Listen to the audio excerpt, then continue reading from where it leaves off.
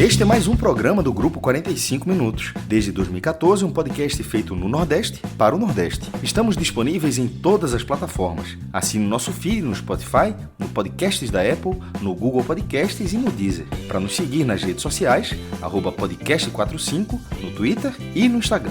E se quiser debater os assuntos do programa com a gente no WhatsApp, é só entrar no grupo do Clube 45, apoia.se/podcast45. Muito obrigado pela escolha e pela confiança.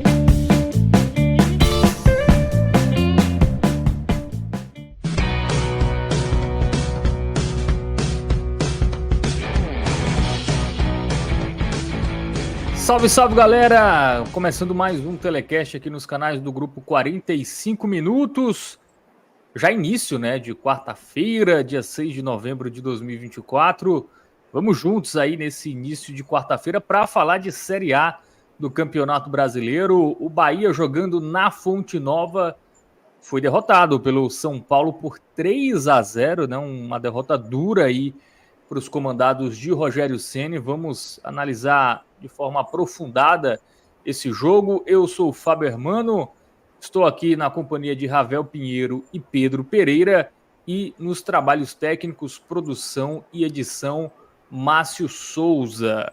Lembrando que essa live tem o apoio da Bet Nacional, tá? A Bet dos brasileiros. Se você ainda não tem a sua conta lá, pode fazer, é super rápido, prático, e você também pode utilizar o nosso código podcast 45, claro, lembrando de jogar sempre com responsabilidade. Também tem o Game Arena, o nosso site parceiro, Você que já acompanha, as notícias, a cobertura do futebol nordestino lá no NE45, Você pode também acompanhar a cobertura do futebol nacional, outros clubes, além da região do Nordeste, futebol internacional, outros esportes. Game Arena também tem conteúdo sobre filmes, séries, cultura geek.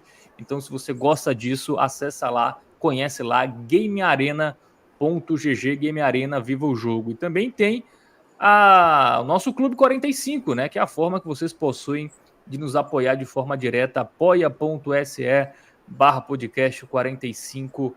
E aí você pode escolher ali a forma que cabe no seu bolso, que você consegue nos ajudar a apoiar, a financiar de forma direta esse projeto aí, que já há mais de 10 anos cobrindo de forma aprofundada aqui o futebol da nossa região.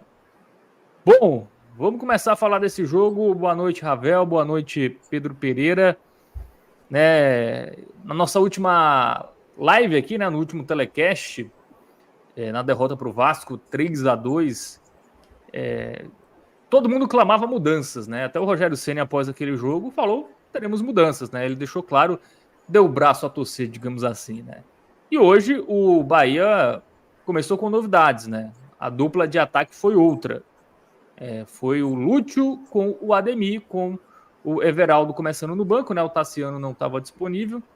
E aí tivemos uma nova dupla de ataque, De resto, foi até o time que vinha jogando aí aquela escalação titular inicial. Bom, um resultado, que faz o Bahia chegar à 7ª derrota em 10 jogos, um recorte já longo aí, com muitos revés, 7 em 10 é muita coisa, e derrotas em casa, derrota para o Flamengo, derrota agora para o São Paulo, e complica, a questão da vaga na Libertadores. Mas sobre o Rogério Ceni, que levou muita culpa no jogo passado contra o Vasco e nos jogos anteriores. Dá para dizer que hoje ele foi o maior culpado, com o Marcos Felipe entregando um gol, para a defesa ali entregando o segundo gol. Hoje, na nossa divisão de culpas, assim, de responsáveis por essa derrota, hoje o Ceni é coadjuvante, Ravel Pinheiro? Boa noite, Fábio. Boa noite, Pedrão, Márcio, que está aí nos trabalhos técnicos, toda a nossa audiência. Já peço para o pessoal deixar o like e fortalecer, porque é até difícil, de falar aqui mais uma vez, depois de um revés, mas o apoio da galera sempre é importante. Fábio, importante contextualizar aqui algumas coisas. Ravel, teu microfone está picotando. Vamos tentar reestabelecer aí. Faz aquele despluga e pluga, que aí pode ser que dê certo. Mas reforçando o like, né? Como o Ravel falou, galera que está chegando aí, dá o like, né? Galera que está aqui na versão ao vivo, galera que está chegando também depois na versão gravada, né? Acho que muito torcedor do Bahia com a cabeça quente não vai querer ver muito conteúdo agora, né? Nossa versão ao vivo, certamente muito mais pessoas irão acompanhar a versão gravada. Deixa o like aí, ajuda a fortalecer, comenta aí, você que está no ao vivo, comenta aqui no chat, a gente vai lendo aqui. Você que também está vendo na versão gravada, também pode deixar aí o seu comentário sobre esta derrota e sobre a situação recente do Bahia. Pedro Pereira, repasso a pergunta para você, tá? Enquanto o Ravel conecta novamente. Dá para dizer que hoje o Rogério Ceni é o menor dos culpados? Boa noite, Fábio. Boa noite, Ravel. Márcio aí na retaguarda, todo mundo que tá ligado. Hoje tem mais gente para dividir a culpa, sim. Quem acompanhou aqui a nossa live no último jogo viu que o Rogério Ceni era o grande personagem, né? Foi o personagem central da derrota do Bahia diante do Vasco, onde os erros de Rogério ficaram muito evidentes e o Bahia acabou perdendo o jogo. Muito por conta daquilo, né? Hoje eu não consigo culpar tanto o Rogério, não. Hoje eu acho que a gente tem culpados maiores entre os jogadores que estiveram em campo. O Bahia toma um gol no primeiro tempo, uma falha absurda de Marcos Felipe, que não é a primeira vez. Aliás, recentemente também a gente criticou muito Marcos Felipe. Já falei que eu acho que é uma peça que o Bahia precisa muito se reforçar para 2025. E hoje, mais uma vez, falhou feio numa reposição de bola fácil, uma reposição de bola simples. E ele acabou entregando as bolas, a bola nos pés de Luiz Gustavo. E o Bahia acabou sofrendo um gol ali no início ainda do primeiro tempo, já quase no final do primeiro tempo. Mas no momento em que o Bahia era superior na partida, né? O Bahia foi superior ao São Paulo no primeiro tempo. Diria até que foi superior ao São Paulo durante todo o jogo. O placar de 3-0 até exagerado para o que foi o jogo. E aquele gol, ele pesa muito, né? Estou dizendo que Marcos Felipe é o único culpado pela derrota, não. Existem outros também. O Bahia conseguiu criar muitas oportunidades, mas pecou muito também nas finalizações. Não conseguiu converter as chances que teve em gol. Algumas peças rendendo muito abaixo também. O próprio Cauli muito abaixo, que é um jogador importante e que esse ano vem muito mal. E hoje esteve muito mal novamente. Então, eu acho que a culpa hoje ela está pulverizada, mas se a gente tivesse que trazer apenas um culpado, esse culpado hoje para mim não seria Rogério. O Rogério ele vive um momento muito ruim no Bahia. Os últimos 2 meses, talvez, de trabalho de Rogério são terríveis a ponto da gente já acho que é quase uma unanimidade na torcida, né, que não dá para continuar com o Rogério para o ano que vem. Eu não acredito em demissão a essa altura do campeonato, não acho nem que seria o caso. Faltam tão poucas rodadas, mas é um trabalho que a galera já tá naquele clima assim de fim de festa, né? E a atuação, os pontos positivos da atuação do Bahia hoje não fazem com que a gente passe a reavaliar o trabalho de Rogério Ceni. Esse novo trabalho continua sendo muito ruim. Mas hoje eu não culpo ele, não. O Bahia teve volume, teve oportunidade de fazer o gol, mas para mim a culpa hoje está muito mais dentro de campo do que fora. Muito bem, Ravel Pinheiro, também no seu comentário inicial. Vê se voltou aí, tá bom agora o áudio, hein? Continua picotando. Continua picotando, viu, Ravel Pinheiro? Acho que é o fio aí que... acho que... Microfone, vê se mudei agora para um outro microfone. Tá ruim, tá bom, tá como? Segue picotando. Segue picotando. Vou fazer uma mudança aqui, peraí. Bom, tem uma galera aqui no nosso chat, né? Mandar um abraço aqui pro Henrique Moura, Emerson Penha, Felipe Cardoso, o Alves, também o Wellington Batista, Max Soares, Daniel Mota, João Leal, João Lucas, Francisco Menezes, Heitor Abreu, Hermes Evangelista, Glauber Jimenez, Jamile Araújo, muitos torcedores rivais, tá? No chat aqui tem mais galera tirando onda, Já né? fiz muito isso também. O momento do Bahia do que exatamente torcedores do Bahia, que como eu já falei aqui, a galera vai... Amanhã, com mais calma, a galera vai abrir aqui o vídeo, vai ver as Faz análises. parte. Realmente é difícil. Depois de um 3-0, o time joga bem, né? Assim, o time tá... O primeiro tempo, o Bahia foi superior, faltou a efetividade, né? De botar a bola para dentro, né? Para o fundo das redes. Mas, assim, se fosse um 0-0, acabasse 0-0 o primeiro tempo, o Bahia poderia voltar ali com o mesmo ímpeto e buscar a vitória, né? Mas a falha do Marcos Felipe, a entregada dele é até surreal, né? Porque ele olha, assim, não sei o que passou na cabeça, porque ele olhou ali para aquela parte do campo ali, tava o Luiz Gustavo ali, claramente teria que ser, era uma jogada muito arriscada, né? Ele tentou ali virar o jogo para o outro lado, né? Para o lado direito, e aí saiu mal, né? O passe acabou dando nos pés do Luiz Gustavo, que até com tranquilidade, né? Deu para parar, pensar, levar um pouquinho mais para frente para fazer o primeiro gol, e a partir daí o Bahia realmente sucumbiu, né? Até porque ficou a impressão que a Fonte Nova também, o que é natural, pressionou ainda mais um time que vinha pressionado, né, Pedro? Fábio, a gente Você que vive... estava lá, conte um pouquinho Sim, como foi o clima depois do gol do São Paulo, o estávamos primeiro os gol. dois lá, tanto eu quanto o Ravel. Cara, vou falar do clima até antes do jogo, tá? A torcida do Bahia, até pela sequência atual, né? A torcida do Bahia vive um clima ruim. E você citou bem, né? São 7 derrotas em 10 jogos. E, além do mais, os 4 últimos jogos, o Bahia teve 4 confrontos diretos, né? Contra São Paulo, contra Vasco, contra Cruzeiro, contra Flamengo. E não ganhou nenhum. Perdeu 3 e empatou contra o Cruzeiro. Então é um momento de fato muito ruim. E quando o momento é ruim, é natural também que o clima na torcida não seja dos melhores. E hoje a gente viveu muito isso na Fonte Nova. Até antes do jogo, a gente viu manifestações muito pesadas, até exageradas, ao meu ver. Não falo nem por conta do momento, mas exageradas por trazer elementos de violência, né? Que eu não acho que sejam positivos, eu não acho que fazem parte do futebol.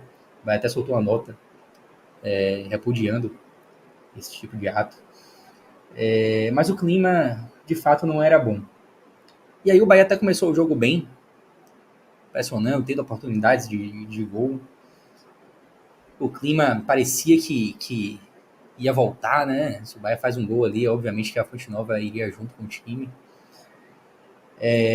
Mas aí o Bahia sofre o gol numa falha clamorosa de um jogador que já não é lá muito querido. E aí pronto, e aí o clima que já não era ruim piorou de vez. O time não tinha conseguido fazer o gol. E chega ali já no final do primeiro tempo, toma um gol daquela forma, e começam aquelas vaias para Marcos Felipe. E eu não vou nem criticar assim quem vai, tá? E eu acho que o cara vai pra Fonte Nova, pô, 9h30 da noite, uma terça-feira, quer vaiar, é direito dele, assim, não é o tipo de torcida que eu gosto de praticar, assim, eu sou mais do apoio, eu tava na galera das palmas ali, né? Mas não critico, não, acho que faz parte. E a gente via toda vez que o Marcos Felipe pegava na bola, as vaias vinham, aí logo depois chegou a galera da Palma também, tentando dar um incentivo ali durante o jogo, né? Mas já fica aquele clima pesado, e aí o cara que vai começa a criticar quem tá batendo palma, e tudo isso vai contaminando o clima do estádio. Então foi um clima muito, muito negativo. Eu diria que o clima no Bahia tá pior até do que o momento. Se a gente pegar um torcedor do Bahia que estava em coma e não acompanhou nada aí dos últimos meses, dos últimos anos, e botasse ele hoje na Fonte Nova sem saber de nada, ele ia pensar que o Bahia estava assim, velho, na zona de rebaixamento, brigando para não cair. Porque o clima me parece ser pior do que o momento. E claro que isso interfere em campo, né? Tipo, o Bahia sofre aquele gol e aí tem mais dificuldade de reagir. Teve até a oportunidade aí no primeiro tempo para empatar. Mas naquele naquela dificuldade maior, né? Naquele clima mais tenso. E é óbvio que isso tudo também interfere. Muito bem, Ravel Pinheiro está de volta. Vamos testar agora, Ravel, seu microfone? Vamos lá. E aí, como é que tá aí o som agora? Melhorou? Melhorou, Tá não sendo está picotado. picotando. Não Está um pouco não tá tão abafado. bom assim, não, mas não tá picotando. Está um pouco abafado, mas dá para ouvir perfeitamente. Vamos lá. Eu falar. Boa noite, Fábio. Boa noite, Pedrão, Marcinho e a galera que está escutando a gente aí. Eu falava aqui nessa minha introdução, enquanto o áudio não estava muito legal, que a gente tem algumas coisas aí que até me parecem que são muito associadas ao que Pedro falou aí em relação ao momento do Bahia. A gente falava aqui sobre um momento onde a situação, o sentimento do torcedor, ele talvez não retrate exatamente o que é a posição do Bahia na tabela, né? O torcedor parece muito mais desesperado do que deveria ser, do que talvez alguém que analise friamente pense, né? Um time que ainda está ali entre os primeiros colocados da competição, mas a realidade é que o torcedor, na verdade, está sentindo que o Bahia está numa curva descendente. E aí eu começava a minha fala dizendo, Fábio, que é curioso, né, como são as coisas, como é o futebol. Rogério Ceni assume o Bahia em setembro do ano passado para fazer um trabalho muito difícil de recuperação e de salvação de um campeonato brasileiro que àquela altura ali parecia determinado que o Bahia seria um dos 4 rebaixados para a segunda divisão, que seria um grande baque num projeto promissor, porém ainda muito novo, iniciante, né, da SAF do Bahia a partir do Grupo City. Então você tinha uma preocupação de já ter esse baque no primeiro ano de fato do projeto. E aí ele vem aquela altura com um trabalho muito mais de consolidação na Série A, né, de permanência, do que necessariamente imposição de ideias, de filosofia. Naquele momento a gente pôde perceber um Bahia muito aguerrido, trabalhando de maneira muito reativa e buscando oportunidades de conseguir pontuar, não importasse qual fosse o desempenho, Fábio. A gente viu muito daquele Bahia em 2023, onde Cauli era o principal jogador, fazia a diferença num time que parecia um deserto técnico, até que o Bahia, milagrosamente, depois de falhar, inclusive, em algumas partidas até consideradas mais acessíveis, a exemplo do América Mineiro, lá na Independência, na última rodada do ano, num resultado inesperado para muitos, inclusive para mim, o Bahia consegue uma vitória cachapante contra o Atlético Mineiro e se mantém na Série A partir daquele momento. O ano de 2024 vem e com ele uma perspectiva do torcedor, um ânimo de que o Bahia pudesse, a partir de um segundo ano de projeto, de uma maturação do seu elenco, afinal de contas o Bahia não vinha, a partir de agora com esse novo projeto, sofrendo com algo que é muito comum aqui no futebol do Nordeste principalmente, né? Pelo fato dos clubes não terem tão grandes orçamentos, todas as vezes em que você tem bons jogadores se destacando, a tendência natural é que eles sejam revendidos para o mercado interno e também para o mercado europeu. O Bahia conseguiu manter seus principais jogadores, uma estrutura, uma base que dava ao torcedor a esperança de que, uma vez robustecido o elenco, a gente tivesse um 2024 diferente em termos de desempenho e também de conquistas, né, resultados.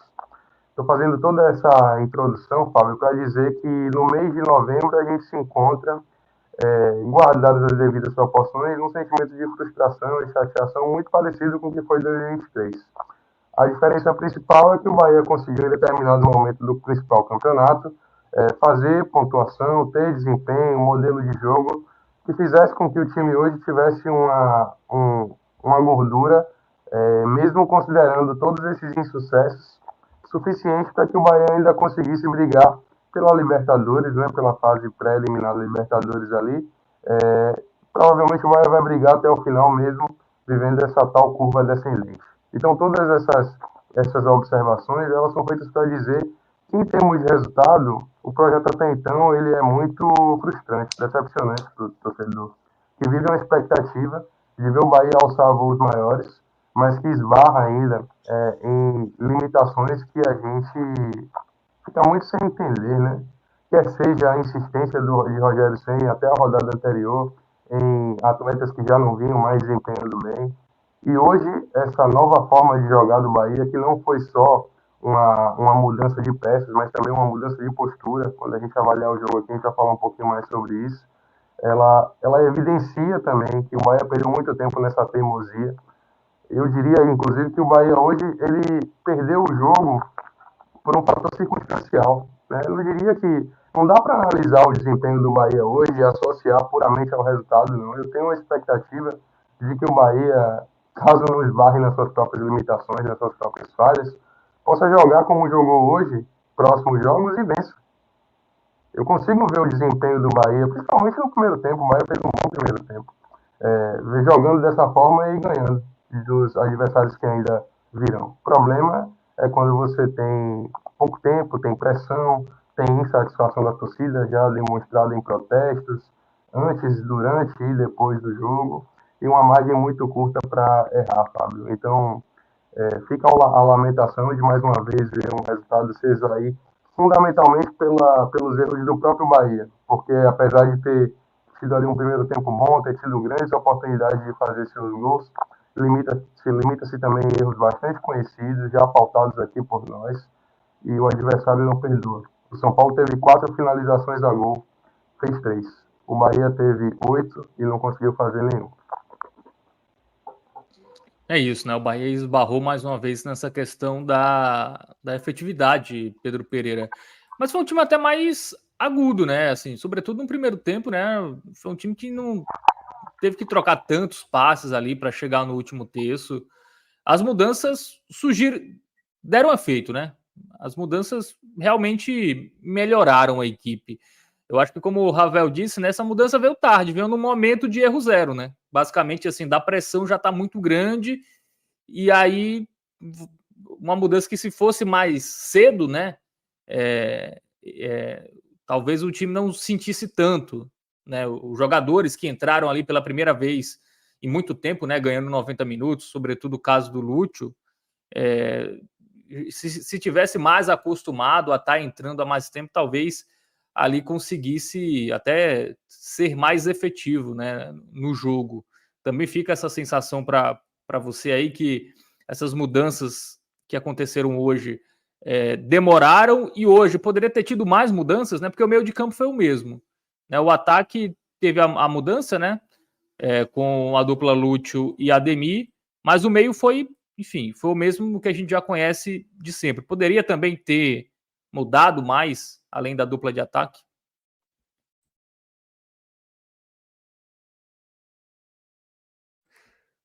Mutado, Pedro Pereira.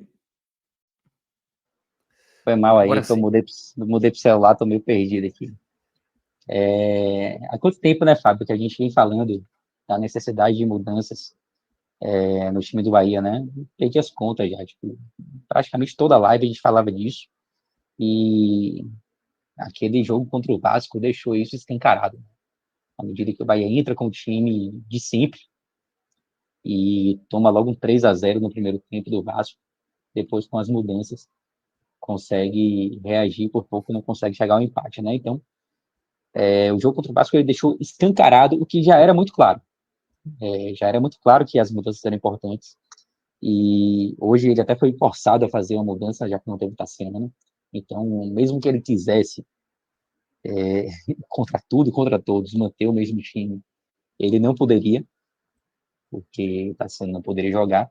Então, a mudança no ataque ali já era certa, e ele acaba optando também por tirar Everaldo, para mim uma mudança acertada, e aí ele saca as duas peças da frente, né? Ele acaba entrando com Ademir e Lúcio, que foi uma dupla que vinha dando certo. E acho que hoje respondeu de certa forma bem, porque o time, como você falou, o time conseguiu ser mais agudo, conseguiu levar mais perigo.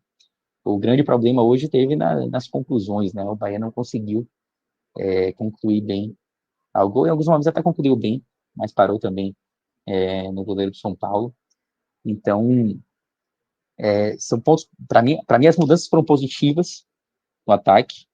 E você falou também sobre possibilidade de mudança no meio de campo. Eu acho que tem algumas peças realmente que não cabem mais no time titular. Eu não consigo mais entender como o Cauli pode continuar sendo titular, por exemplo, o próprio Jean Lucas.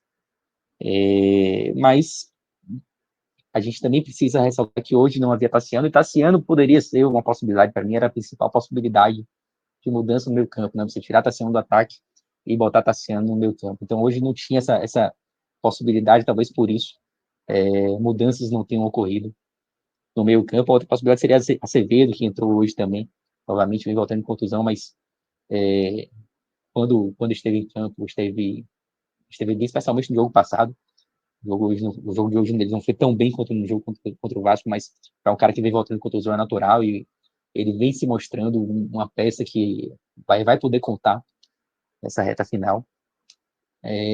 Mas sim, eu espero ainda mudanças. Eu acho que as mudanças elas podem ir além do ataque. Acredito que essa dupla de ataque ela vai permanecer, espero que ela permaneça para o próximo jogo contra o Juventude, mesmo tendo Tassiano de volta. A mudança no meio campo, ela já vai ser necessária, né? Jean Lucas está suspenso, não vai poder atuar contra o Juventude. E aí a gente vai poder ver um desenho diferente, e acredito que ele vai manter a dupla de ataque e vai colocar Tassiano no meio campo.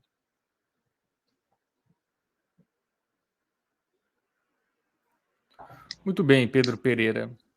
Bom, vamos entrar no jogo, né? Mais especificamente, Ravel Pinheiro, porque algo que o Rogério Ceni inclusive reclamou muito foi da postura, né, no jogo contra o Vasco, sobretudo ali no início da partida.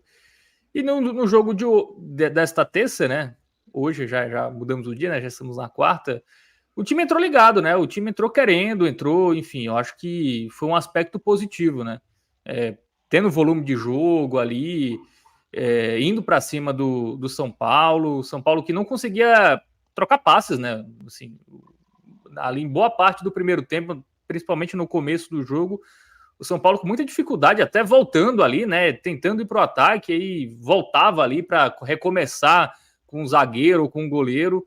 Então foi, em termos de postura, um Bahia que agradou, né? Sobretudo nesse recorte inicial. E aí, depois que sofre o gol, fica muito difícil analisar, né? Assim, porque você tem um adversário numa situação confortável, com a vantagem no placar, contra um time que claramente sentiu ali a falha do seu goleiro e ter que remar para fazer 2 gols no São Paulo, que não é fácil, né? Então, queria que tu falasse um pouquinho dessa postura, que, pelo menos na minha visão, foi interessante, e o time não ter conseguido virar a chave, né? No segundo tempo o time até tinha mais a bola ali, mas você via que já não era o desempenho do primeiro tempo, né? O time muito mais errando mais, enfim, claramente sentiu muito o gol que tomou ao final da etapa inicial. A leitura é basicamente essa, Fábio. Primeiro, falando sobre o Bahia, né, as mudanças que o Rogério promoveu para o time hoje, eu particularmente confesso assim que, à exceção da escalação de Caio Alexandre como titular, eu gostei do que vi. Quando saiu a escalação, eu estava ainda me deslocando para a Fonte Nova e fiquei animado, fiquei empolgado com a possibilidade de ver um Bahia jogando num 4-3-3.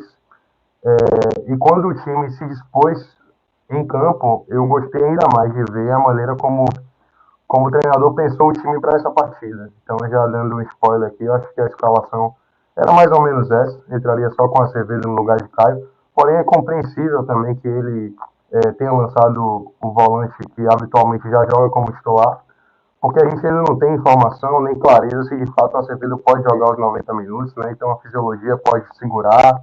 Muitas vezes existem informações que não chegam para o torcedor, né? O torcedor, de maneira um tanto passional, pensa nessa possibilidade. Eu acho que eu, Pedro, gostaríamos de ver Azevedo de titular, mas talvez nem seja possível no momento. Então só faço essa ressalva.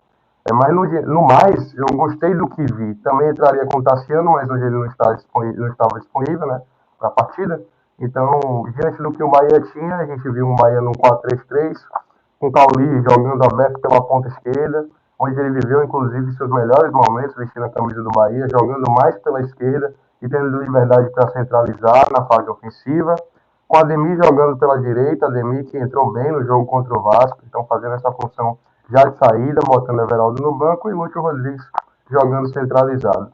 Uma outra diferença que a gente pôde perceber, Fábio, foi na disposição da criação do setor da linha de defesa para o ataque. Juba jogou hoje muito mais solto, avançando para a intermediária ofensiva, e Arias fez esse papel mais de segurar. Acredito que isso tenha sido também um efeito da titularidade de Ademir. Juba teve mais liberdade para atacar, enquanto Arias guardou mais posição. Dentro da disposição do Bahia em campo, a gente pode perceber também um tricolor baiano que fez pressão na primeira linha do São Paulo. O São Paulo entrou com uma formação de 3 zagueiros, tentando povoar mais o meio campo. Acredito que o treinador do São Paulo tenha imaginado que o Bahia entraria com sua habitual escalação, né? Escalação essa que normalmente faz com que o meio campo seja mais povoado. E essa entrada com 3 zagueiros e 5 jogadores no meio fez com que o São Paulo buscasse muito essa saída apoiada, né? Essa saída na primeira linha, em transição.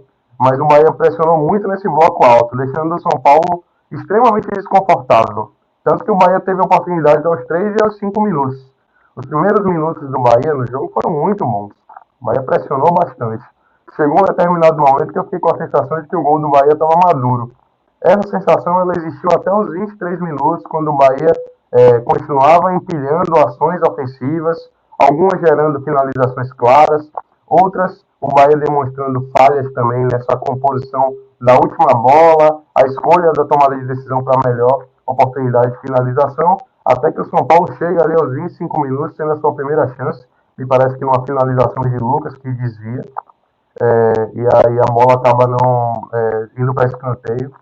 Naquele momento, o gol do Bahia que parecia maduro, pareceu tão maduro que não saiu, e aí o São Paulo dá uma leve equalizada nas ações, até que de uma maneira completamente infeliz e despretensiosa, primeiro Juba cede um escanteio naquele lance ali que poderia nem ter sido original do escanteio, e em seguida, no cruzamento, a bola bate, rebate, para na mão de Marcos Felipe, que até tem a intenção boa de fazer a reposição para áreas, tá? O problema é que a execução é a pior possível, e aí uma falha que não deve acontecer, que normalmente a Série A não perdoa, que não pode ser cometida por um time que disputa a primeira parte da tabela, mas que não tem um goleiro de primeira parte da tabela, como a gente já destacou aqui. Então o Bahia pagou mais uma vez o preço por não ter um grande goleiro, e a necessidade de fazer uma reposição rápida, executando-a mal, fez com que o Bahia cedesse ao adversário a sua primeira chance clara de gol, e naquele momento o Bahia saiu em desvantagem. O gol acabou completamente com o estado anímico do time, emocionalmente o time reagiu muito mal, até porque a torcida imediatamente após o lance começou a vaiar o goleiro. Em seguida, uma outra parte da torcida tentou aplaudir para acobertar as vaias ali, entendendo que na verdade não se vai jogador durante o jogo. Eu não sou a favor, quer vaiar, acho que tem que vaiar depois. Embora o pensamento do torcedor também seja compreensível, né? Afinal de contas, naquele momento, o que se via era um Bahia dono do jogo e que acaba atrás do placar por uma falha pessoal. O Bahia vai para o intervalo e volta com a mesma disposição, com a mesma vontade, inclusive repetindo, Fábio, um pouco do que foi o cenário no segundo tempo. Tá? No primeiro tempo, o início do segundo foi parecido. O Bahia, inclusive, chega a uma oportunidade ali com o Gabriel Xavier, aos 9 minutos do segundo tempo, onde o goleiro Rafael faz uma grande defesa. Inclusive, esse goleiro já tinha feito uma defesa importantíssima no finalzinho do primeiro tempo, no cruzamento de Everton Ribeiro, onde Juba cabeceia deslocando ele praticamente opera um milagre, o que praticamente dá a tônica do que também foi o resultado desse jogo, Fábio. Um time que teve um goleiro que entregou o gol para o adversário e um outro time que o goleiro fez pelo menos 2 grandes intervenções impedindo que o seu time ficasse em desvantagem no placar. A partir desse momento do gol que Gabriel Xavier acabou não conseguindo fazer, embora tenha finalizado bem, mais uma vez o São Paulo consegue acomodar as ações da partida, tal qual tinha feito um pouco antes do seu primeiro gol. O São Paulo consegue equilibrar um pouco melhor, dá a sensação ali de que o Bahia sentiu muito o jogo, sentiu fisicamente, faltou perna, e aí foi evoluindo. As mudanças que o Rogério Ceni fez, inclusive, fizeram com que o time não conseguisse mais se manter organizado em campo. Não estou dizendo aqui que Cauli, por exemplo, fizesse uma grande partida, ou Jean Lucas, muito pelo contrário, foram mal. Jean Lucas até fez um primeiro tempo ok, mas no segundo tempo vinha mal, o Cauli foi mal o tempo inteiro, o Caio Alexandre vinha muito mal no segundo tempo, mas essas substituições deixaram o Bahia um tanto desorganizado, o Bahia demorou um pouco de se achar, Depena parecia não bem conectado no jogo, Ratão mais uma vez mal. E aí, num lance já mais próximo ali da metade para o final do segundo tempo, onde uma cobrança de lateral também despretensiosa, Arias não consegue cortar, o jogador de São Paulo, Lucas, passa por Canu, a bola bate, rebate e sobra nas costas de Jumba, onde o Wellington Rato faz o segundo gol e naquele momento ali já ficava mais que claro, que embora ainda houvesse ali mais de 20 minutos para o jogo, o Bahia não mostrava força suficiente para reagir e não reagiria. E aí acontece ainda no final um golpe mais duro, um golpe até que, como o Pedro também já falou, e eu endosso, não condiz também com o que foi a realidade do jogo, não retrata bem o que foi o jogo. O São Paulo ainda consegue fazer o terceiro gol do Bahia no Bahia numa jogada de contra-ataque, numa bela finalização de Lucas, dando números finais da partida. No Bahia que já chegou naquele momento ali completamente combalido, sem energia, a torcida muito chateada, boa parte dos 29 mil torcedores que foram à Fonte Nova hoje já haviam deixado o estádio, a principal torcida organizada do time também já havia baixado suas bandeiras, dando sinal de que o torcedor está cansado, Fábio. Há um desgaste emocional muito claro nesse momento no torcedor e na relação torcedor-time, fundamentalmente porque o Bahia demorou de fazer suas mudanças, demorou de reagir, e hoje, embora tenha havido uma semana de bastante desconfiança e protestos, enquanto o Bahia esteve no jogo, a torcida apoiou.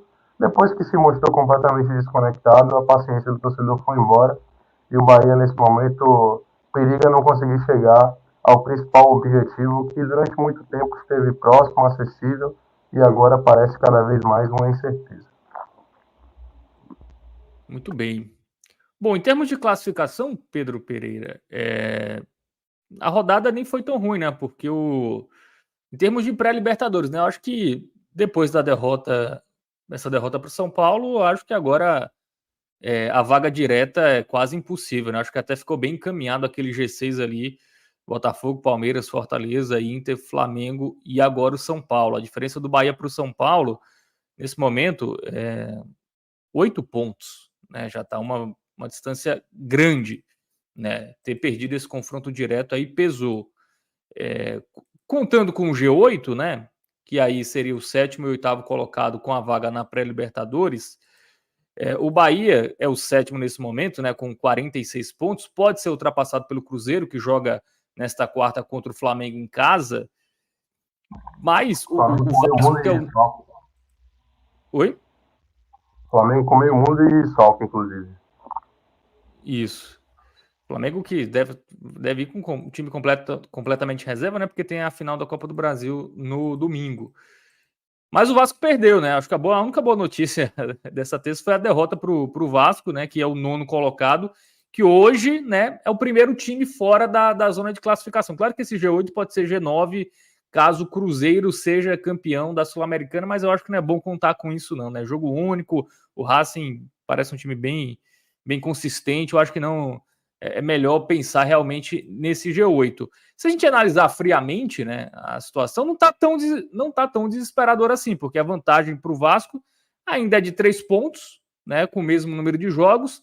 Ainda tem um Atlético, né, que tem jogos a menos, tem um jogo a menos, tem 2 jogos a menos nesse momento, mas ainda vai jogar amanhã contra o Atlético Goianiense, né, apesar de ser o time reserva, é o Atlético Goianiense, né, o adversário, então dá até para o Atlético vencer esse jogo, e aí diminuiria para 2, né, a distância para o Bahia, mas, enfim, o Bahia segue dependendo dele, Pedro Pereira. E talvez esse seja a maior preocupação, né? Depender de si. Mutado, Pedro Pereira. Foi mal, até eu me acostumar aqui. Eu larguei. Hoje eu tô num daqueles dias que nada dá certo. Larguei o carregador no trabalho, um trabalho que eu nem ia amanhã, trabalho em outro lugar. Aí tô aqui tentando fazer pelo celular, tô meio me batendo. Mas beleza. Rapaz, essa vaga na Libertadores, ela tá assim, escancarada pro Bahia, chamando o Bahia. O Bahia perdeu diversos confrontos diretos, como eu já falei aqui, vive um momento péssimo e ainda continua nesse G7, aí o campeonato vai aumentando de G7, G8, podendo chegar até G9. Mas, de fato, eu acho que o grande risco para o Bahia não conseguir alcançar essa vaga é justamente o próprio Bahia, é justamente o momento que o time vive. E aí eu falo tanto do futebol apresentado, como também do próprio clima, né? Tanto dentro quanto fora de campo. Ravel terminou o comentário dele falando sobre a falta de capacidade do time em reagir, né? Tomou o segundo gol e quando tomou o segundo gol já não tinha mais jogo, né? Era aquele clima de fim de festa. E o clima de fim de festa é o que mais me preocupa, porque vai estar muito na briga, se você olhar a tabela, né? Vai estar dentro do G7, tem adversários, diria que interessante, então vai ter uma tabela que eu não acho das piores, e tem muitas condições, assim, se você analisar só a tabela, de se classificar para a Libertadores, mas o clima joga muito contra nesse momento. De fato, um time que no segundo tempo ali não conseguiu reagir, e isso preocupa demais, é uma sequência já extremamente incômoda de derrotas, e o Bahia não conseguir uma vaga na Libertadores nesse ano vai ser algo, assim, muito frustrante para o torcedor, que viu o time fazer boas apresentações, acreditou que poderia até buscar uma vaga direta na Libertadores por conta de boas atuações que o Bahia realmente teve no início do campeonato. Mas esse final de temporada ele vem sendo muito frustrante. O nível de atuação é ruim, não falo nem de hoje, falo de outros jogos. Hoje o Bahia até teve bons momentos na partida, e é nisso que o torcedor precisa acreditar agora, né, que os pontos positivos desse jogo possam fazer com que o Bahia venha a vencer partidas, que o Bahia volte a vencer partidas, mas de fato aquela possibilidade tão grande de classificação para a Libertadores, ela vai diminuindo na medida em que as atuações não são tão boas, na medida em que você vê o time perder jogos como perdeu de hoje, né? A tabela ela segue sorrindo para o Bahia, ela segue chamando o Bahia para a Libertadores, mas o Bahia precisa fazer por merecer, e nos últimos jogos o Bahia não vem fazendo por merecer. Essa é a grande preocupação. É isso, né, Ravel? A preocupação é mais o próprio Bahia do que até os adversários, né? Porque o Cruzeiro, assim, até tá na final da Sul-Americana, mas só tem uma vitória com 7 jogos do Diniz, por exemplo, né? Se a gente pegar o Vasco também, até vai bem em São Januário, mas é um time que quando joga fora de casa geralmente não consegue muita coisa. Atlético Mineiro que também tá na briga, né? Mas tá com as atenções divididas com Copa do Brasil, depois Libertadores. Então, o único adversário direto, né, que está também focado no Brasileirão é o Vasco, né, na prática, que ele hoje está a 3 pontos ainda.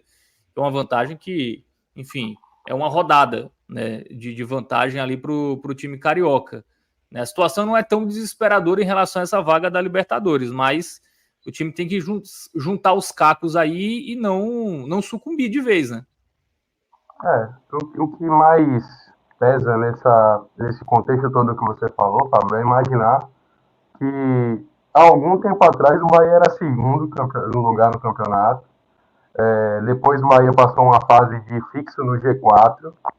Depois passou uma fase fixa no G6. Aí a gente já vem falando aqui há pelo menos umas 3 ou 4 rodadas de um Bahia que é sétimo e quase nunca era ameaçado na 7ª posição, e agora estamos falando de um Bahia sétimo, podendo ser 8º já amanhã, e ainda tendo aí pelo menos outros 2 times, né, com o Vasco tendo um risco maior de tomar até a 8ª colocação do Bahia. Então, um problema é essa curva descendente do Bahia, e também o fato de que esses adversários só não se aproximaram ainda mais do esquadrão porque eles estavam ou estão ainda, né, envolvidos em outras competições. Né? Imagina se o Cruzeiro não estivesse nessa final da Sul-Americana, ou se o Atlético Mineiro não estivesse envolvido nas 2 finais.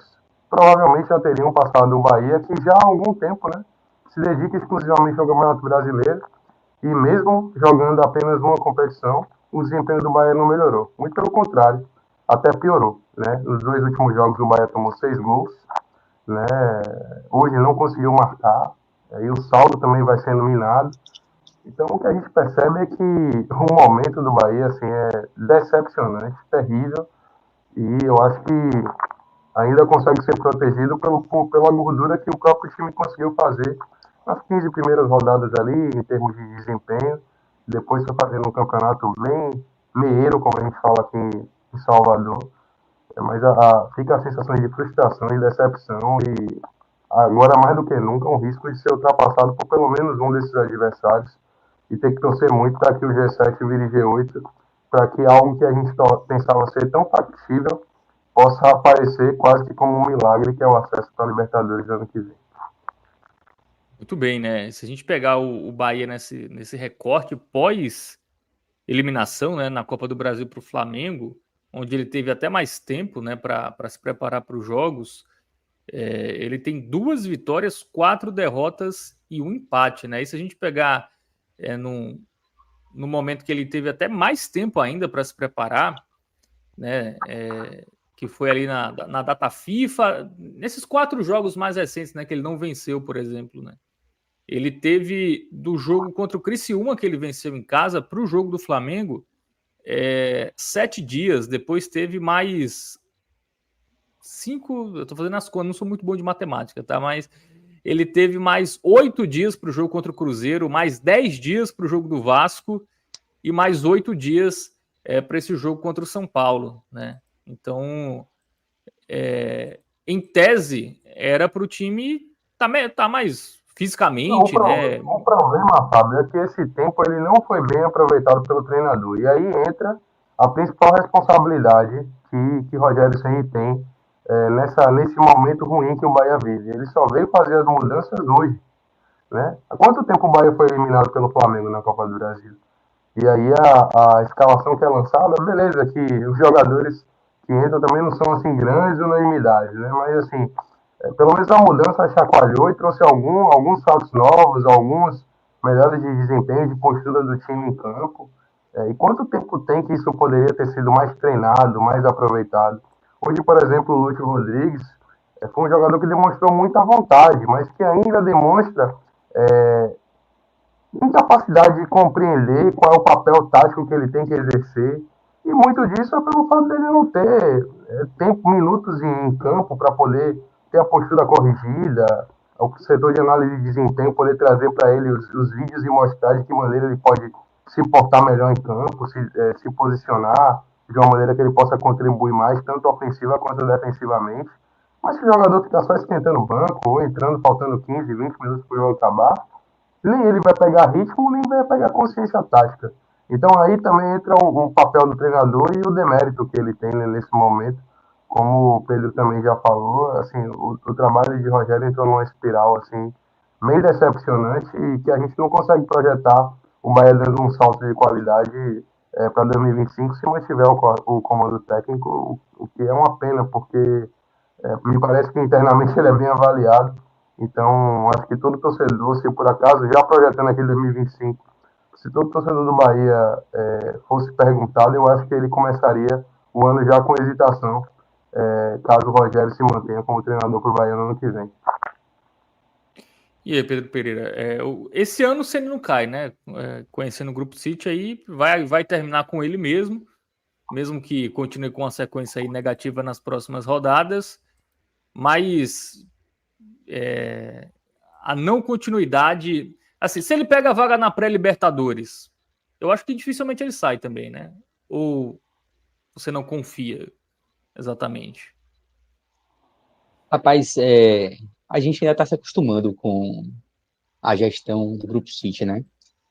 Eu diria que se a gente estivesse avaliando o Bahia de antigamente, eu acho que dificilmente, eu acreditaria até que o Rogério Ceni já não estaria mais como técnico do Bahia, tá? E pensando nas atuações, caso ele ainda estivesse, ele certamente não chegaria nem ao final do ano. Com o Grupo City, a gente sabe que é diferente. Com o Grupo City, a gente sabe que Ceni não vai cair até o fim do ano. Ele vai continuar até a última rodada com muita segurança no cargo. Para o ano que vem, aí é que tá, né? A gente ainda precisa entender melhor como que é essa avaliação dentro do Bahia, né?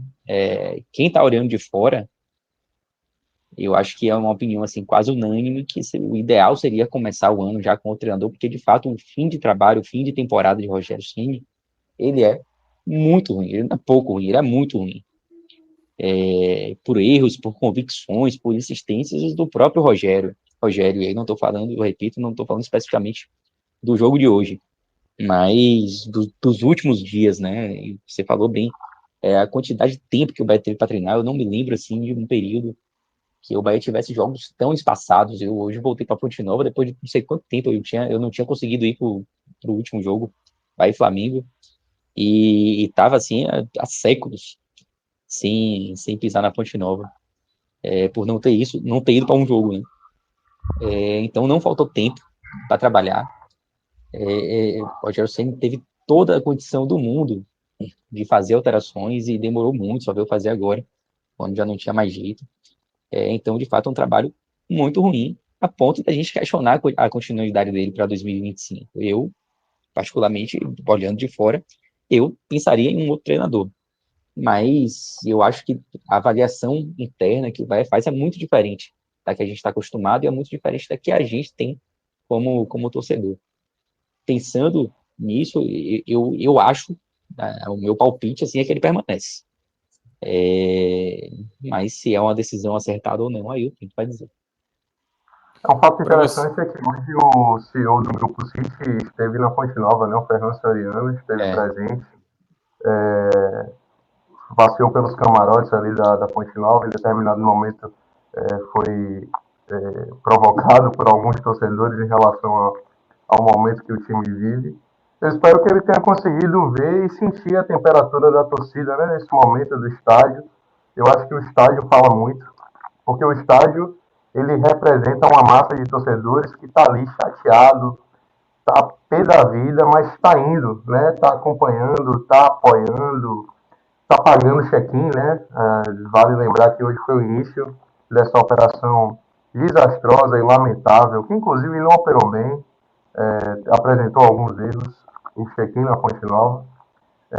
E aí o torcedor vai e passa por tudo isso, um jogo numa terça-feira, num horário completamente atípico, muito ruim, viver todas as circunstâncias, e eu espero que o Fernando Soriano tenha conseguido sentir um pouco do que isso representou para o torcedor e que ele possa pesar na avaliação. Eu estou com o Pedro, eu acho improvável que o Rogério Ceni seja demitido, né, para 2025. Acho que ele deve começar o ano, mas eu acho que essas ponderações, pelo menos ainda mesmo se não conseguir uma vaga na Libertadores? Mesmo se não conseguir uma vaga, eu acho que ele permanece. Eu acho que o projeto do Grupo City ele previa para esse ano finalizar o campeonato no G10, tá? Então, terminar o campeonato no G10 em termos de meta, não estou falando aqui que em termos de satisfação, mas em termos de meta, era algo projetado. Então, eu acho que esse não alcance eventual de uma vaga não vai interferir tanto na avaliação. Eu acho que outros fatores podem pesar, né? Filosofia de jogo, agrado da torcida, mas mesmo assim eles todos somados não são elementos suficientes para fazer com que o treinador não seja mantido para 2025. Me surpreenderia muito se o Bahia não começasse com o Rogério Ceni para o ano que vem. Bom, por falar em Rogério Ceni, chama muita atenção também o retrospecto dele, né, contra ex-clubes, né? Contra o Flamengo, 15 jogos, 15 derrotas, e contra o São Paulo ele também nunca venceu, né? 11 partidas, e com a derrota de hoje, 9 derrotas em 11 jogos e 2 empates, né? A freguesia do Ceni contra os seus ex-clubes é surreal. Cássio Zirpoli mandou uma mensagem aqui, falou: 1 ponto em 12 na reta final. É muito difícil não ficar pé da vida, entendo demais. E 12 pontos disputados em confrontos diretíssimos, tá? Isso. E 2 derrotas em casa, né? Contra Flamengo e São Paulo. Não pontuou, né?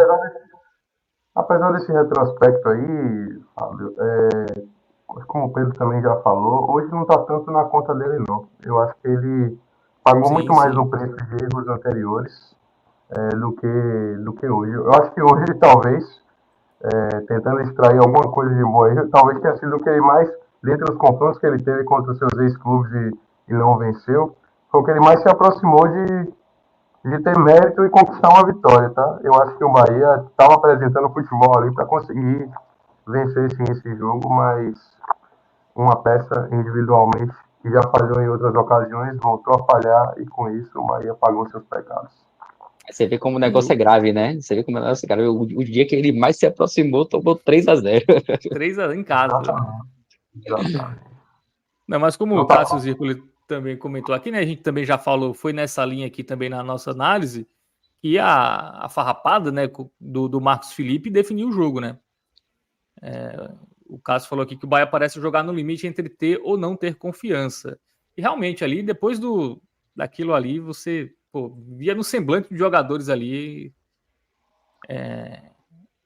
Você deixou um adversário confortável, um adversário que nem estava jogando tão bem, e você se deixou desconfortável no jogo que você estava conseguindo criar, né? Então. O comentário do Maestro, Fábio, ele define o que foi o jogo, né? Assim, porque de fato um gol condicionou a postura das duas partidas mais uma vez. Isso já aconteceu antes e aconteceu de novo. O São Paulo vinha mal. O São Paulo só começou a melhorar um pouquinho no jogo quando fez uma inversão. No começo do jogo, o Ferreirinha estava jogando aberto pela ponta esquerda e Lucas jogando mais centralizado pela direita. Em determinado momento, o treinador promoveu uma mudança, fazendo com que Lucas jogasse mais aberto. São Paulo apresentou alguma melhora a partir dali, mas o que de fato mudou o jogo foi o gol. O gol fez com que o São Paulo tivesse uma postura ainda mais reativa, saindo na boa, e o Bahia nervoso, desconcentrado e claramente abatido pelo gol sofrido, principalmente porque vinha fazendo uma boa partida. Então aquele gol ali, o time entendeu que foi assim um autocastigo, né? Um autoflagelo provocado, né, pelo próprio time, né, através de um dos seus jogadores. E a partir dali o Bahia ruiu. É difícil você até avaliar, porque, por exemplo, daqui um exemplo, dentre um dos exemplos que a gente pode falar aqui daqui a pouco melhor no campinho, Gabriel Xavier vinha muito bem, mas teve ali uma participaçãozinha no gol, até que ponto não influencia, né? O fato de saber que naquele momento o Bahia precisava se lançar ao ataque para tentar diminuir o prejuízo. O segundo gol ele dá uma vacilada. Então fica essa sensação de que tudo é muito comprometido a partir de um lance que é capital, né? Para determinar o que foi o jogo.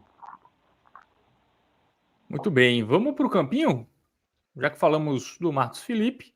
Vermelho. Né, já imaginando aí. Imagino a nota do Marcos Felipe.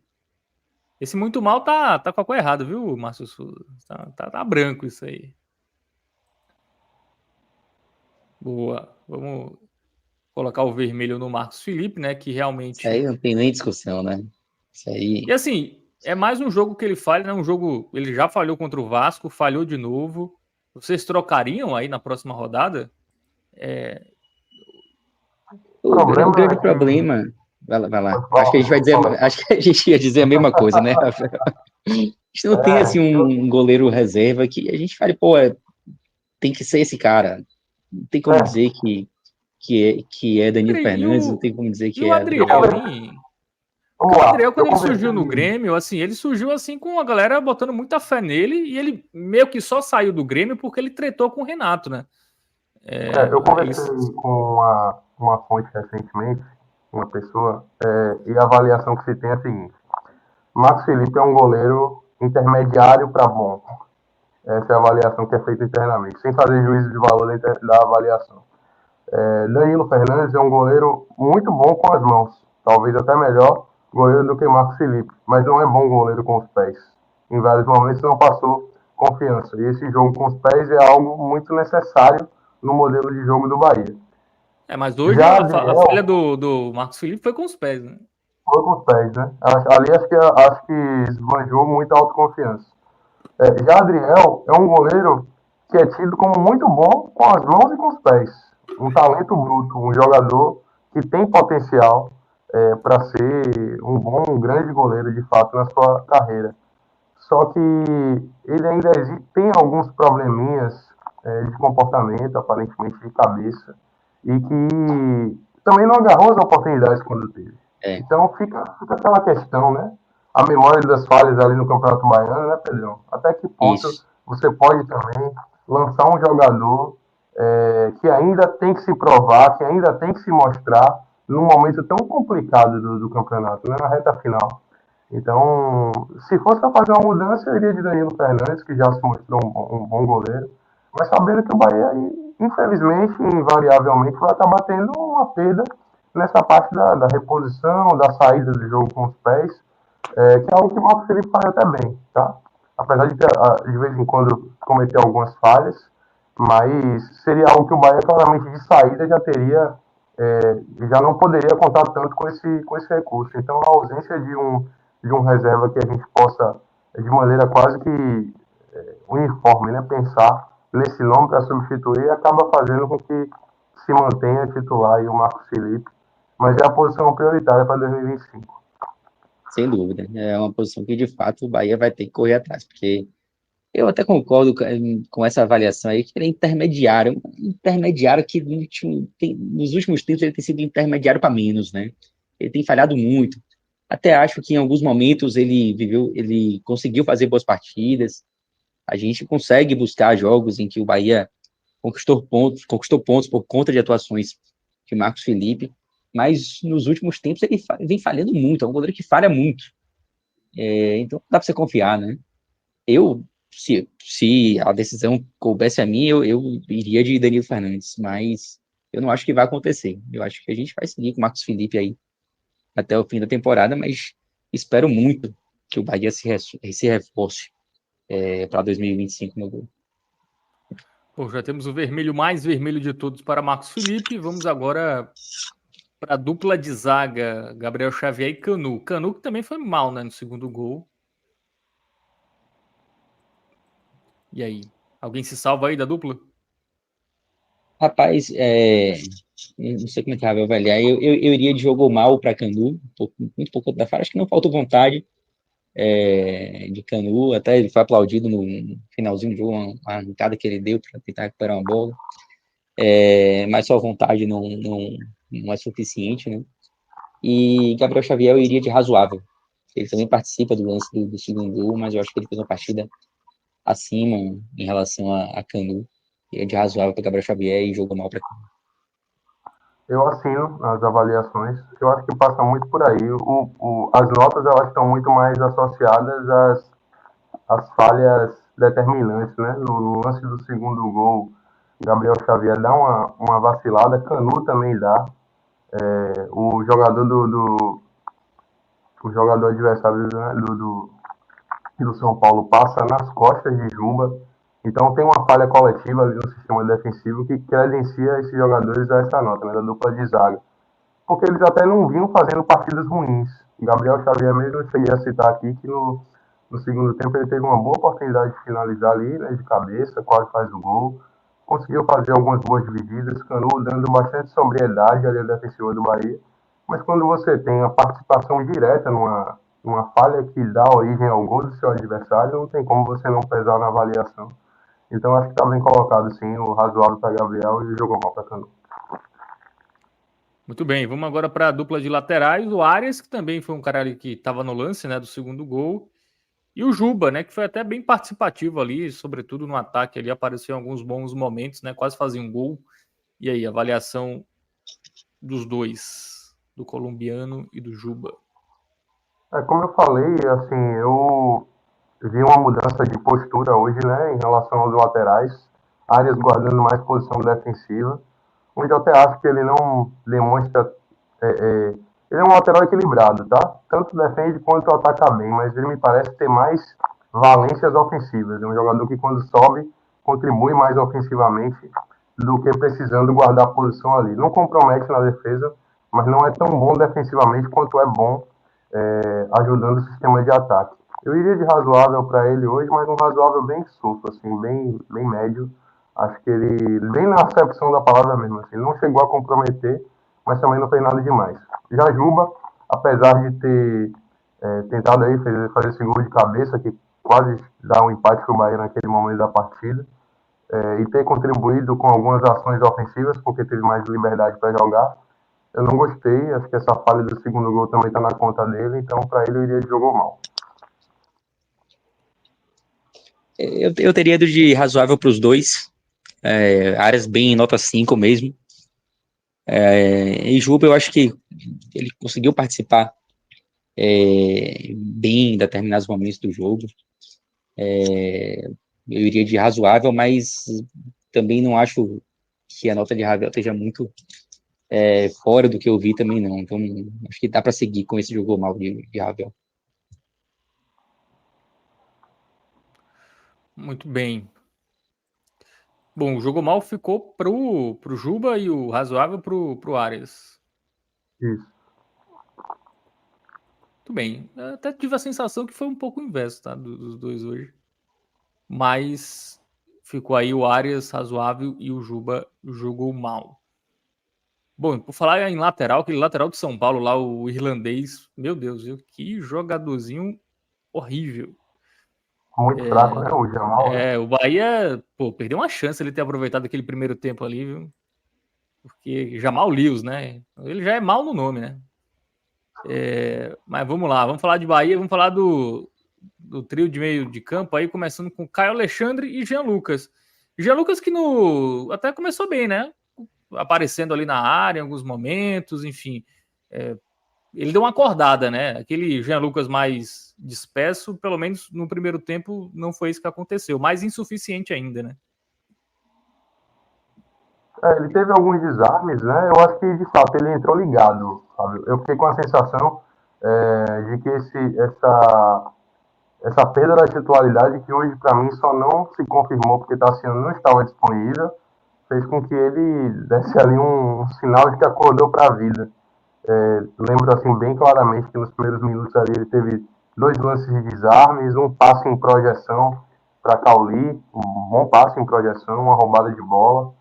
E às vezes até demonstrando algum excesso de vontade, perigou tomar um cartão amarelo antes até do que havia tomado, mas estava bem acordado. Assim, no primeiro tempo, eu gostei bem do meio mesmo da atuação dele, acho que ele tinha ido legal, mas no segundo tempo ele foi irreconhecível. Tá? A atuação dele veio para baixo, assim como todo o time. A atuação do time no segundo tempo foi péssima, mas a dele junta, eu acho, né, com o pensamento do torcedor em relação a várias outras partidas que ele já vem mal.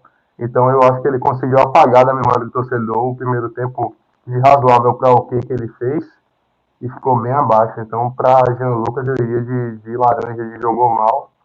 E Caio Alexandre, pelo mesmo motivo, assim, primeiro tempo meio e aí o segundo tempo apático, assim, eu também iria com a mesma nota de jogou mal, mas achando ele assim apagado e espero muito assim que se a Acevedo já tiver condições que essa dupla de meio campista do Bahia vá sentar no banco aí, dê lugar a Acevedo e Tassiano, porque a atuação dos dois hoje, sobretudo no segundo tempo, só dá indícios de que eles já não merecem a titularidade. Jogou mal também para Caio Alexandre. E aí, Pedro, vai pro jogo mal para os dois aí? Assino, tava até na dúvida, assim, em relação àquela chance, se ele jogou mal, muito mal, mas estava mais realmente pro jogou mal. E Jean Lucas, de fato ele começa bem, mas até nos momentos em que ele esteve bem, assim, teve um lance que ele conseguiu pisar na área e poderia até ter finalizado, mas não conseguiu concluir em gol. Então, mesmo nos momentos em que ele esteve bem, eu tive ressalvas, assim, contra ele.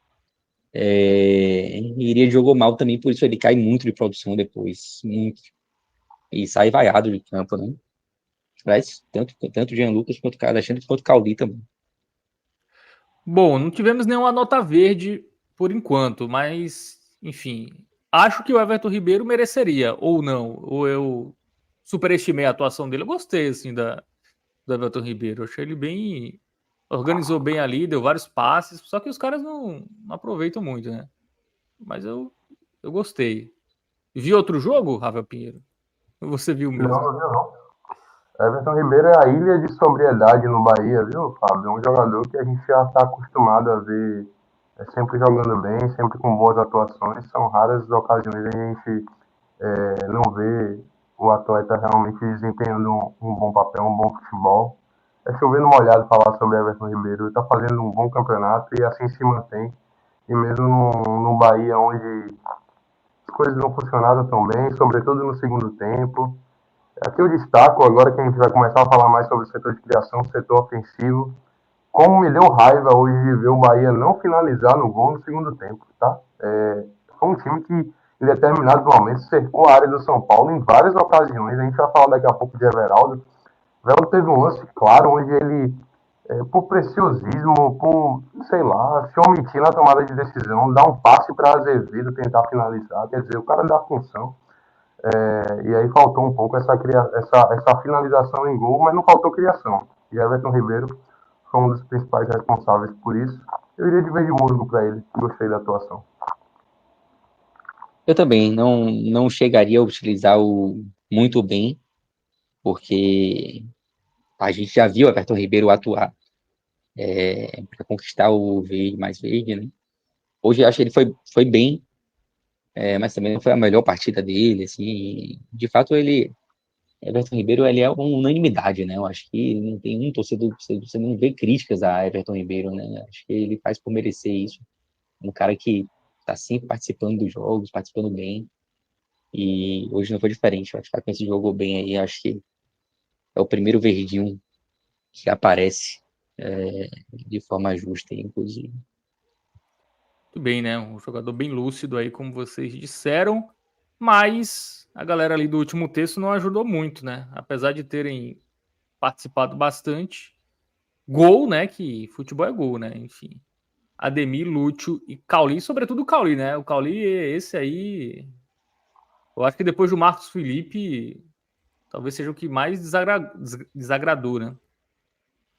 Eu iria de muito mal para Cauli.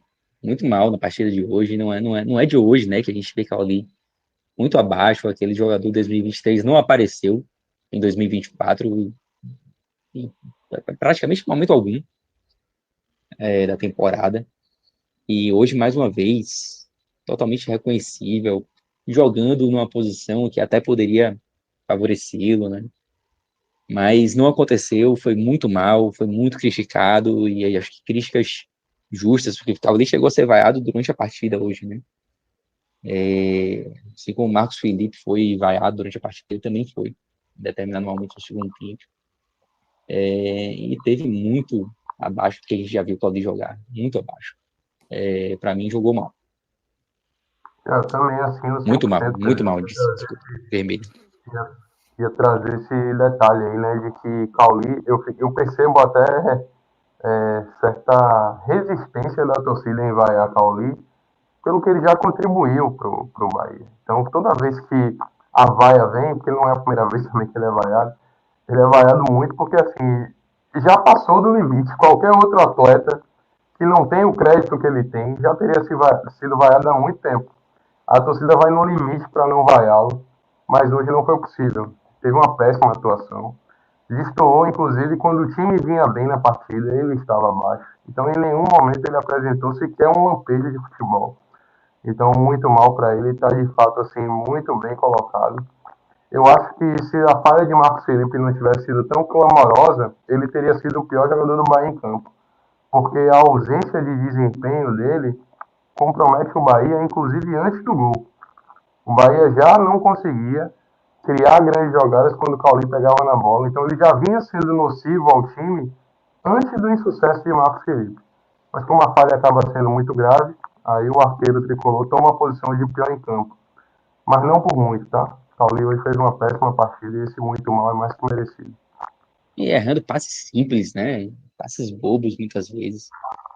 Cauli é aquele cara que sempre procura o passe genial, né? O passe que muda a partida. Mas ele tá errando o básico. Ele tá errando o passe e o jogador que tá do lado. Eles têm dado uma sensação no torcedor de desprezo, sabe? De acomodação, de desleixo, displicência, sabe? Quando você tenta fazer uma coisa que é de fato assim fora da caixinha, mas você executa com tanta falta de motivação, com tanta displicência de fato, né, que o torcedor fica com aquela sensação de que ele está sendo meio pedante. Pelo menos eu fiquei com essa sensação hoje, assim.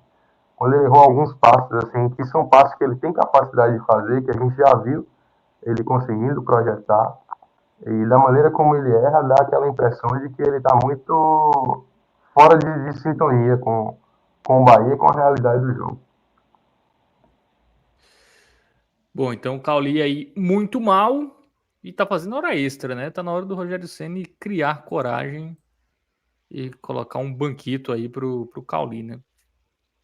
Bom, a nova dupla de ataque hoje, Ademir e Lúcio. O que você tem a dizer, Pedro Pereira? Gostei da partida do Ademir, acho que ele participou bem no ataque, jogou bem para ele, apesar dos problemas de finalização, né? Eu acho que ele se movimentou bem e o Bahia foi mais incisivo, né? Foi mais agudo no ataque. Eu vou avaliar muito por isso também. O Lúcio, ele participou, acho que teve disposição, teve vontade, mas eu acho que ele errou mais do que Ademir.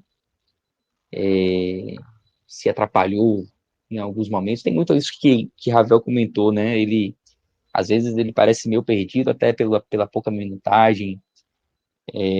Mas vontade não faltou e alguns lances em que ele conseguiu acertar, mas no geral eu achei que a partida dele foi apenas regular.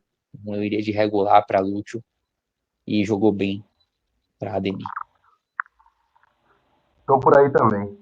Destaque de Ademir tentou muitas jogadas pela direita, fazendo com que o Bahia tivesse um bom escape por ali, e ganhou na velocidade no duelo pessoal contra todos os jogadores ali de São Paulo que disputaram com ele. Então, de fato, assim, foi o jogador do setor ofensivo que mais criou jogadas assim que poderiam resultar em gol diretamente, né?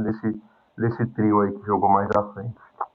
Já Lúcio, muita vontade, muita transpiração, mas ainda falta um pouquinho de inspiração. Eu acho que essa vontade é algo que me anima, assim. Eu vejo o futuro de Lúcio bastante promissor. Acho que naturalmente ele vai se encaixar com o time, vai ter mais tranquilidade para tomada de decisão. Fico com a sensação, Fábio e Pedro, de que esses erros que ele ainda comete é muito porque ele sabe, de alguma forma, o atleta sabe, né? Que ele está no limite ali. Que ele tem que ir bem o tempo inteiro, que ele tem que fazer gol todo jogo para continuar ganhando minutos e eventualmente a titularidade. Eu acho que quando ele tiver uma tranquilidade de uma sequência, como por exemplo, se ele for titular de fato contra o Juventude, eu penso que ele já vai entrar com a perna um pouco mais leve e aí as coisas que a gente ainda percebe que acontecem vão cada vez mais se diminuir.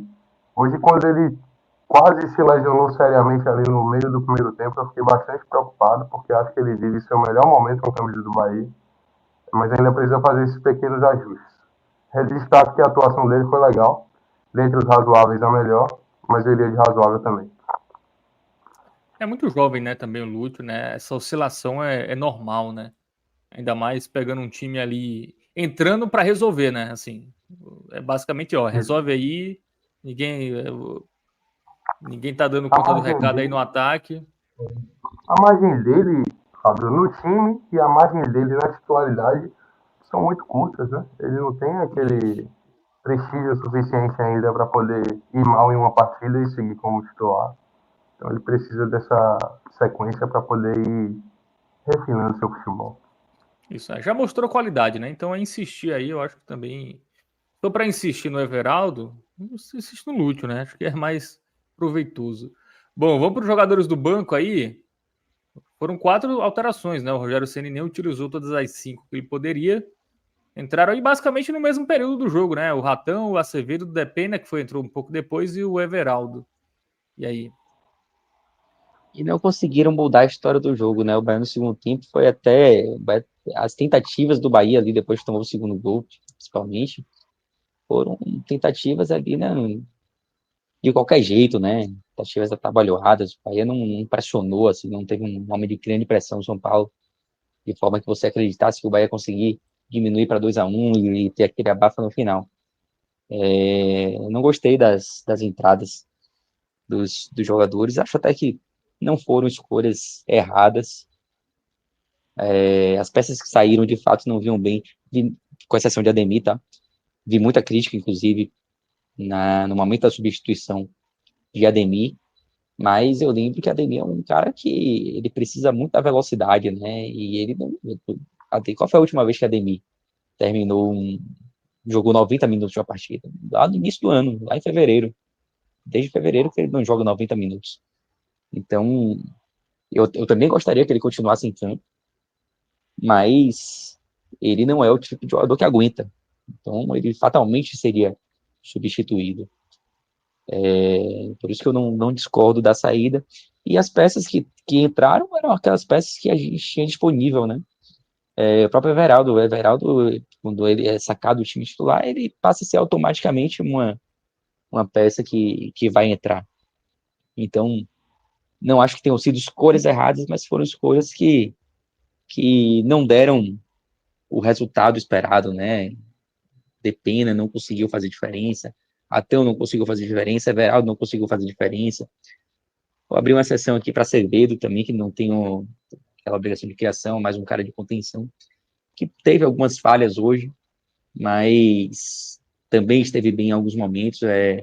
Não chegou a ser uma partida tão boa como a gente pontuou aqui no jogo contra o Vasco. Foi o primeiro jogo dele depois de 10 meses, quase 11 meses. Mas 11 meses, né, sem jogar futebol.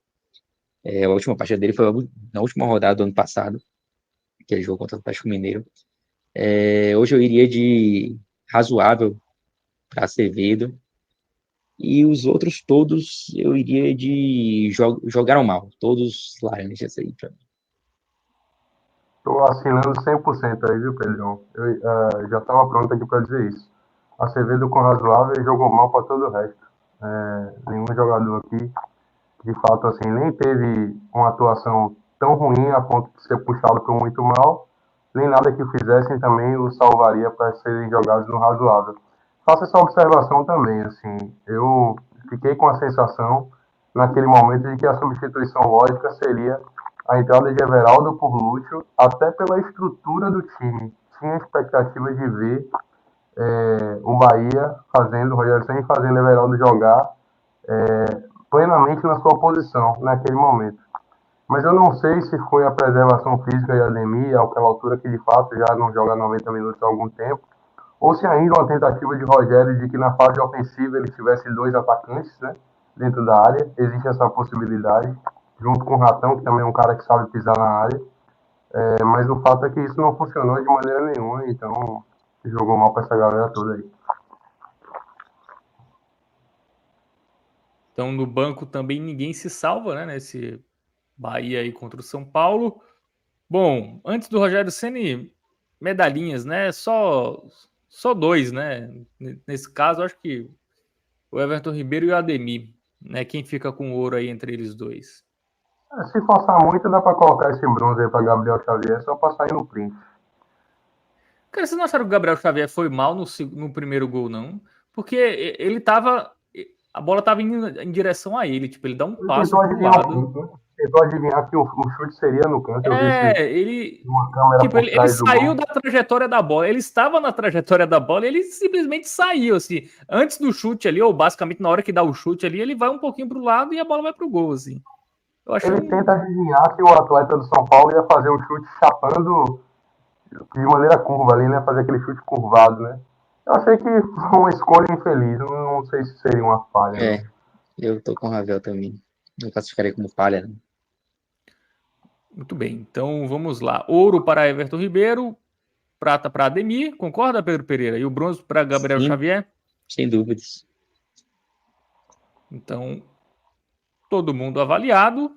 Assim, Resta. na verdade, eu iria o bronze para Lúcio, tá? Seria a minha única ressalva. Mas, tá ok. Pode ser também. Esse meu bronze em Gabriel não é convicto, não. Pode ser. Se eu puder desempatar, eu dou pro Lúcio também. A medalha de bronze. Lá ele, né? Bom, falta avaliar Rogério Ceni. E aí, como avaliar o Ceni hoje, né? Porque ele fez as mudanças ali que todo mundo pedia, né? Talvez pudesse ter colocado o Acevedo, né? Mas aí vocês já falaram da questão da minutagem, que talvez ele não aguentasse jogar realmente 90 minutos, então ele mudou o que dava, né? O Tassiano não estava disponível, né? Então na escalação ele fez o que se esperava, né? Na E aí, como escalação, avaliar Rogério Ceni na hoje? forma de jogar, não, né? Na forma de jogar, o Bahia, especialmente com as mudanças, se mostrou pouco inspirado, as peças não funcionaram. não tem responsabilidade nisso. Então, assim, apesar de fato ele ter finalmente, né, acordado para a vida sobre algo que a gente já fala aqui há pelo menos 2 meses, ele acordou tardiamente. Então, ele jogou mal para Rogério. Não acho que ele iria para o fim da fila aí na avaliação, não, a nível de ir para muito mal. Mas ainda atribui ele responsabilidade. O Bahia tá pagando essa conta. Então, acho que ele jogou mal para ele. Eu iria até de regular, porque assim, o Bahia teve volume, né? O Bahia teve oportunidades, e aí quando o time cria, eu, eu não consigo, assim, botar muito na conta do treinador. Não passaria de regular, porque eu acho que no segundo tempo, por mais que, como eu já disse aqui, ele tenha feito escolhas certas, ao meu ver, eu acho que não funcionou, né? As peças que entraram não funcionaram, e muito também, aí falta também a participação do treinador para tentar organizar o time da forma correta, e ele não conseguiu fazer isso, né? O Bahia no segundo tempo as tentativas do Bahia não foram de forma organizada, né? O Bahia partiu para tentar de qualquer jeito reduzir o placar, especialmente depois que tomou o segundo gol, e isso é a responsabilidade dele. Mas eu estava tendendo mais para um jogo, para um regular, do que para um jogo mal. Desempata aí, Fábio. Eu vou pro regular, né? Acho que a falha foi muito. Foi um gol dado, né? Assim, os dois gols foram dados, assim. E eu acho que isso sucumbiu o time mentalmente, né? E aí. Acho que também não dá para botar na conta do treinador, assim. Porque foram dois gols dados, Agora, um em cada tempo, né? Não dá nem para dizer, ah, o técnico no intervalo ali, enfim. Tem a obrigação de animar os caras, mas enfim, eu acho que hoje dá para dizer que foi razoável, né? Acho que. agora é preciso ressalvar que estamos falando de hoje, tá? É, de A hoje, sim, análise sim. do trabalho de Rogério Ceni, apesar da gente estar liberando ele no jogo de hoje, ela segue nessa reta final sendo vermelha. Então, se a gente estivesse analisando os últimos jogos, os últimos 2 meses, a cor É seria verdade. vermelha aí, mas a gente está falando de hoje, especificamente hoje, para mim, eu iria de Isso. razoável. Eu também. Bom, só para registrar, né, que o Marcos Felipe ele apareceu na zona mista, né, após o jogo e falou lá com a imprensa, né, com todo mundo, pediu desculpas ao torcedor e pediu para não culparem o Ceni nem o elenco no jogo de hoje. Ele assumiu toda a culpa pela derrota. Enfim, importante, né? Porque tem jogador que nem fala. Claro que se, como falou o Mano Brown, né? Se desculpa. Agora eu esqueci a frase. Alguém me lembra a frase é da desculpa que todo mundo pede desculpa também. Depois que Não, pediram não resolve desculpa, não muita morreu mais coisa. ninguém. Depois da desculpa não morreu mais ninguém. Era essa frase aí. Mas enfim, apareceu, né? Apareceu aí É, para deu a cara a tapa. Eu acho que é importante. muitas vezes, quando o cara dá esse tipo de entrevista, né, ele fala, pô, pode me culpar, a culpa hoje é minha. Muitas vezes ele não é nem o culpado, mas não é o caso de hoje, né? É, hoje ele é bem culpado. Em relação ao jogo contra o Juventude, né, que é o próximo compromisso do Bahia, jogo fora de casa, e o Gabriel Xavier e o Jean Lucas receberam o terceiro cartão amarelo, né? E aí são desfalques. E aí, quem serão os substitutos? Tassiano volta no lugar do Jean Lucas? É isso? E o Cuesta no lugar do Gabriel Xavier? Eu iria É de isso? Tassiano. Para mim, acho até uma ótima oportunidade de mexer nesse meio campo. A tendência natural é que está sendo ser titular, mas eu acho que na zaga tem uma dúvida aí, tá? Porque na última vez em que Cuesta foi lançado, ele não jogou bem, e no meio da partida, Rogério fez uma substituição. Não lembro quem entrou na época.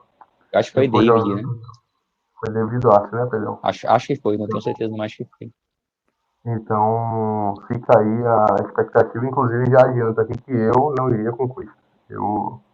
Eu entraria com o David Duarte, até porque a entrada de Cuesta implicaria necessariamente na mudança de posicionamento também de Canu, que eu acho que é algo que não deveria ser feito. Está funcionando do jeito que está.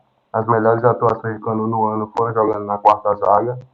Então eu acho que nesse momento, se tem um setor ali que apesar dos 6 gols nos últimos 2 jogos, vem funcionando minimamente razoável, acho que deveria se mexer pouco nessa parte. Eu entraria aí de fato com o David Duarte para mexer um pouco na estrutura e e entraria assim com o Tassiano no lugar de Jean Lucas. Essa, na verdade, eu acho que já era uma mudança para hoje, só não aconteceu por força da suspensão do meio-campista tricolor.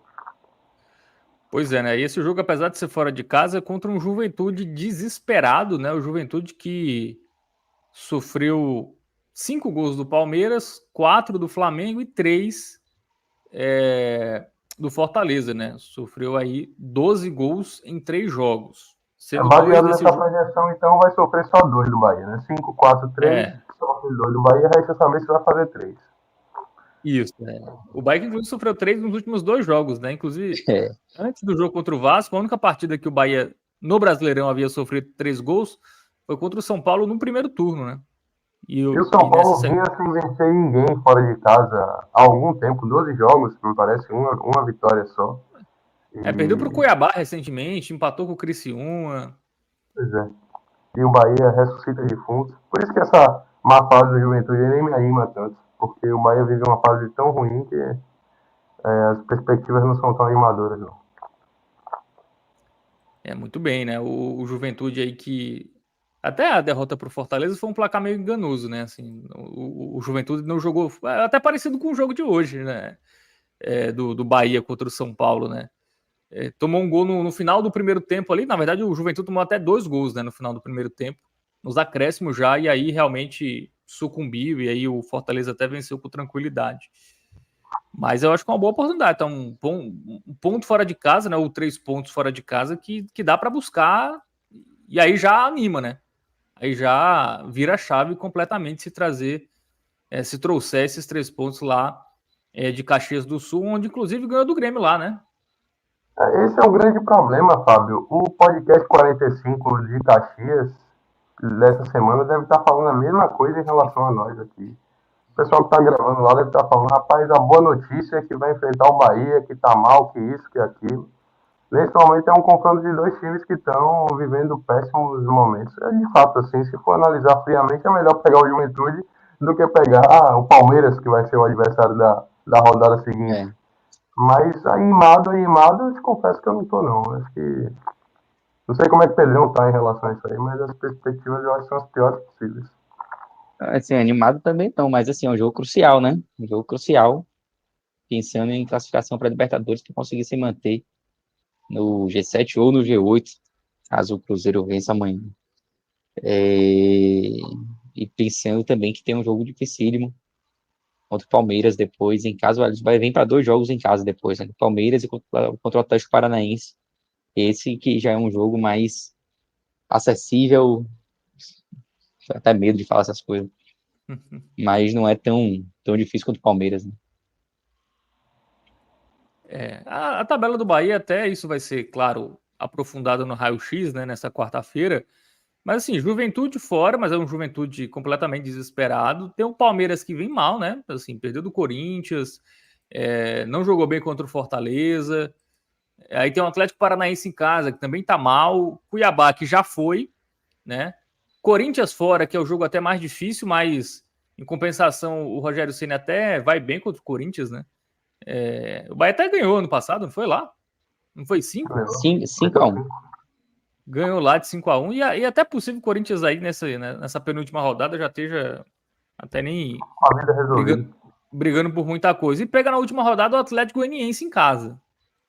Né? Então a Tabela tabela é linda. viável, né? A tabela é Tabela maravilhosa, linda. né? Assim. Com O Bahia exceção só desse perde jogo do essa Palmeiras. vaga no G8 para ele mesmo, né? Pois é, com exceção desse jogo do Palmeiras, que realmente é muito mais complicado, a tabela do Bahia é linda. É para agradecer uma tabela dessa aí. Agora tem que saber aproveitar, né?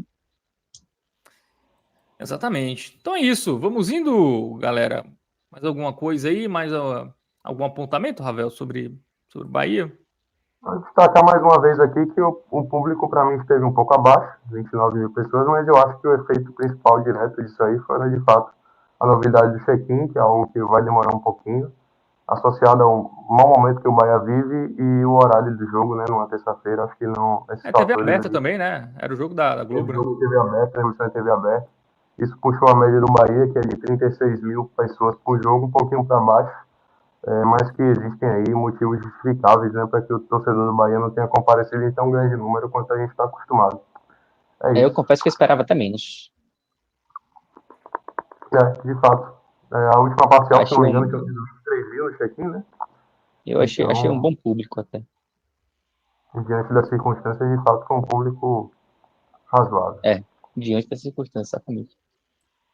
Muito bem, valeu, Pedro Pereira. Valeu, galera. Um abraço. Valeu, Ravel Pinheiro, valeu, Márcio Souza aqui, que esteve nos trabalhos técnicos, edição, produção. Valeu também para vocês que acompanharam aqui. Abraço para o Rubens Dias, produção Raul, Borges Oliveira, enfim, também o Márcio Souza, Carlos Morcego, também por aqui o Dan Farias, Francisco Cássio, Draulio Joca, Vladimir José, enfim, Esther Lima, Mariana Dourado, enfim, a galera do Tarcísio Xavier, Júnior Araújo, enfim, José Roberto. Valeu para todo mundo aí que interagiu, mandou mensagem. Você que está vendo na versão gravada também pode deixar seu comentário aí, ajuda a gente a engajar a live, deixa o like e se você não é inscrito aqui no canal, dá aquela inscrição marota que é sempre importante aí para apoiar o nosso trabalho aqui, o nosso projeto. Valeu também, Bet Nacional, Game Arena e lembrando, se você quiser nos ajudar de forma direta, tem lá o Clube 45, apoia.se/podcast 45. E nesta quarta, raio-x, tá? Mais Bahia no raio-x da Série A, também teremos raio-x da Série B nesta quarta-feira, ali por volta de 10h30, 11, enfim, à noite. Reserve a noite e a madrugada para acompanhar o raio-x aí, tanto da Série A como na Série B. Valeu, galera. Tamo junto. Até a próxima.